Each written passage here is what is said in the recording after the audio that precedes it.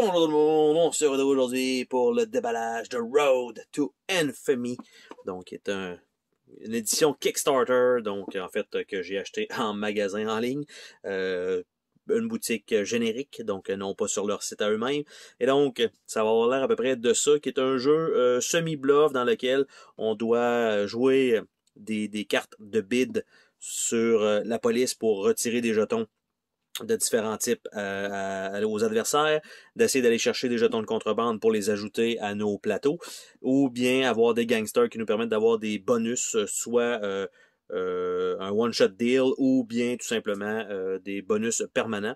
Et tout dépendant de la faction que vous possédez, ben il y a des types d'objets, donc de contrebande, qui vont valoir plus de points à la fin de la partie. Donc c'est il y a un petit peu de take that dans tout ça. Et donc le jeu a été publié, donc c'est le premier jeu de cette compagnie. Donc une petite boîte extrêmement générique, bien sûr. Nous avons ici le livre de jeu avec, encore une fois, depuis quelques déballages. Hein, on s'entend que j'ai plusieurs boîtiers que les livrets de jeu sont pliés. Donc, on peut aller voir, évidemment, une vidéo pour savoir, pour pouvoir jouer. Et les composantes, en fait, le livret de jeu est quand même d'une bonne qualité. Donc, tout simplement, 4 pages, 5 pages, donc très rapide. Et donc, certaines clarifications à l'arrière du livret de jeu. Donc, nous avons le plateau. Je pensais qu'il était emballé, mais non, en fait, le plateau, c'est un carton qui est déjà un peu curvé. Donc, il y a une petite courbe à l'intérieur, mais c'est un collant qui est par-dessus un plateau. Donc, ça fait un peu bizarre, mais bref, ça fonctionne bien. Ça sert donc à mettre simplement les bids, donc les cartes de bid, la défausse, et on a aussi pour chacun des joueurs, parce que chacun doit mettre sa carte, donc c'est normalement 4 maximum, bien sûr, pour jouer à ça. Donc, nous avons le plateau ici. Nous avons ici une petite bille en plastique et non pas en verre. On voit même l'excédent du plastique. Je ne sais pas exactement à quoi ça va servir, parce que je vois pas si ça va sur le plateau. Donc, ça. Par la suite, on a les cartons des factions, donc avec leurs habiletés. Donc nous avons les hackers qui préfèrent avoir des cartes de crédit, donc on a l'aide de jeu de l'autre côté. Nous avons le cartel qui préfère avoir donc des produits chimiques, donc même chose de l'autre côté. Nous avons les bandits qui préfèrent avoir les diamants, et nous avons les rebelles qui préfèrent avoir des armes à feu. Donc ce sont les 4 factions possibles dans le jeu. Donc, tout ce qui change, c'est en fait le fait qu'on a un x2 sur un certain type de contrebande. Donc, on peut aller chercher. Évidemment, c'est un peu ça le truc, c'est qu'on va essayer d'avoir le plus possible de contrebande du type x2 qu'on peut avoir. Par contre, si on bide pour les avoir, les gens vont bider eux autres dans la police pour pouvoir retirer des jetons aux autres joueurs, et ils vont probablement vous retirer vos jetons. À l'intérieur de ça, en dessous de ça, probablement aucune surprise, effectivement. Donc, rien en dessous du tray. Et c'est un petit tray de carton extrêmement générique. Donc, on a ça. On a un paquet de cartes qui sont des cartes de bid qu'on va regarder. Et on a un sac pour pouvoir piger donc les tuiles qui sont déjà toutes punchées. Donc, ça a l'air de ça. Ce sont des jetons quand même d'une certaine épaisseur. Il y aurait peut-être pu être une petite affaire plus épais, mais quand même, pour un premier jeu, on va dire ça comme ça, c'est quand même bien.